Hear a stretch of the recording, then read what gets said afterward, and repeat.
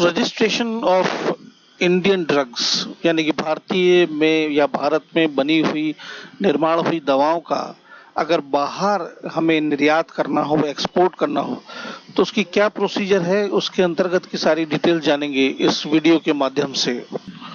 Import and export की common terminology बहुत ही simple है।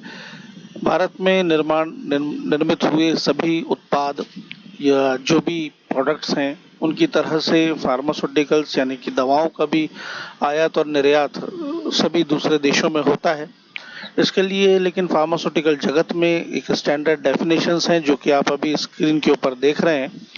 Export is the sense definitely सीधी सी बात, जो ऐसा ड्रग जिसकी प्रोप्राइटरी और पेटेंसी इंडिया के पास है, भारत के पास है, उनका एक्सपोर्ट ज्योग्राफिकल एरियाज यानी दूसरी कंट्रीज में is called as the export, and बाहर से परचेज हुई ही मेडिसिन या जो भी प्रोडक्ट्स हैं इज कॉल्ड एज इम्पोर्ट। तो इम्पोर्ट एंड एक्सपोर्ट के का जो फार्मास्यूटिकल सेगमेंट है उनका दूसरे सेक्टर से डिफरेंट होता है। मींस जिस तरीके से मेडिसिन्स को के बिजनेस को हैंडल करने के लिए वन नीड्स अ लाइसेंस, उसी तरीके से कंपनीज को इन्हें एक्सपोर्ट और इंपोर्ट करने के लिए बहुत सारी प्रोसीजर करनी पड़ती हैं। ये दूसरे चीज़ों की तरह जैसे कि टेक्सटाइल्स हैं या फिर मशीनरीज हैं या दूसरे गुड्स हैं, उसमें उतनी एक्सरसाइजेज नहीं होती जितना कि ड्रग्स में होती हैं, मेडिसिन में होती हैं, and that's why as per the standard definitions import and export is different. One of the very good example is the remdesivir injection which has been manufactured by the Cipla। अब basically हम उसमें देखें तो remdesivir molecule तो Germany की खोज है, वहाँ पर उसे इनोवेट करके डिस्कवर किया गया था, उसकी पेटेंसी भी उसी के पास है। लेकिन यूएसएफडीए के रूल्स के हिसाब से जब कोविड का ये पेंडेमिक सिचुएशन आई तो जो भी कंट्रीज उसे मैन्युफैक्चर कर रही हैं उन्हें जहां उन कंट्रीज में इसकी ज़रूरत है उसको एक्सपोर्ट करना होता है। तो as we all know that India is the third largest manufacturer of the pharmaceuticals. तो रेमडेसिविर का मैंने एग्जाम्पल इसलिए लिया क्योंकि Cipla is an Indian multinational company. तो सिप्ला में निर्मित हुए रेमडेसिविर इंजेक्शन का दूसरी कंट्रीज जैसे कि ब्राज़ील है, इंडोनेशिया है, श्रीलंका है, means majority of the Asian countries में इसका एक्सपोर्ट है। तो it's a very good example of the export. Coming to some of the metrics and important statistical data of the Indian pharmaceutical industry, उसमें ये जो figure आप इस वक्त आप स्क्रीन के ऊपर देख रहे हैं वो थोड़ा जानना इसलिए ज़रूरी है बिकॉज इससे हमें पता चलता है कि भारत में फार्मास्यूटिकल्स के मैन्युफैक्चरिंग का स्टेटस क्या है और किस लेवल पर इन दवाओं का एक्सपोर्ट होता है। तो for example the very first as per the report 2020 Indian pharmaceutical market goes from US 20 billions, जिसमें से कि import consist of the 254 US dollars million and export is of 286 US dollar millions. Means आप देख सकते हैं कि export कितना बड़ी क्वांटिटी में है in contrast to import. This also evidence है और ये प्रमाणित करता है about the status class and the size capacity of the manufacturing level in India. India का शेयर 10% ग्लोबल मार्केट में है। साथ ही साथ मैन्युफैक्चरिंग फैसिलिटीज़ में अगर हम देखें तो 142 से भी ज़्यादा यूएसएफडी अप्रूव्ड प्लांट्स भारत में मौजूद हैं जो कि इसे एक largest one of the biggest manufacturer बनाते हैं आउटसाइड द यूएस।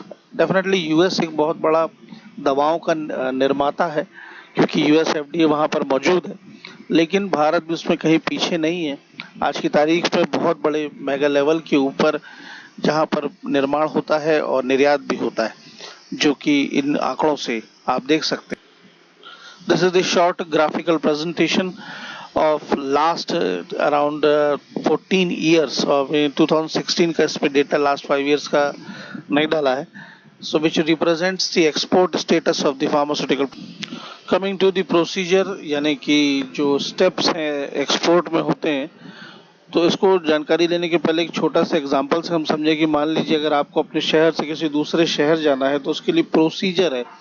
अगर आप वाया ट्रेन जाएंगे तो उसकी टिकट आपको लेनी होगी और उसके बाद आप ट्रैवल कर सकते हैं।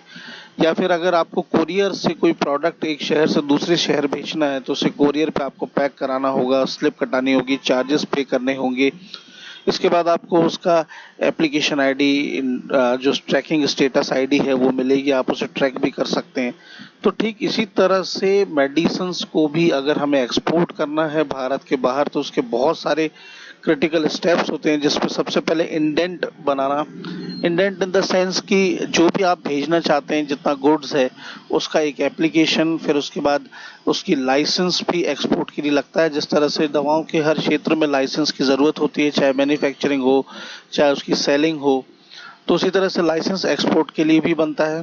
फिर उसके बाद प्रोक्यूरमेंट, मतलब जो सामान आपको भेजना उसे रेडी करना, packing and labelling, appointment of forwarding agent. Forwarding agent actual में फार्मास्यूटिकल कंपनी में, आपकी जानकारी के लिए बता दूं कि रेगुलेटरी अफेयर्स डिपार्टमेंट में ही मौजूद होते हैं।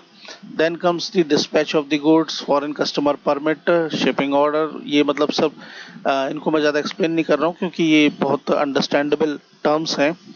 इसके बाद export duty and shipment bill, dues, challan, loading the goods and made receipt. तो 12 स्टेप्स हैं, इसके बाद भी और भी स्टेप्स हैं। तो इस तरीके से प्रोसीजर फॉलो होता है।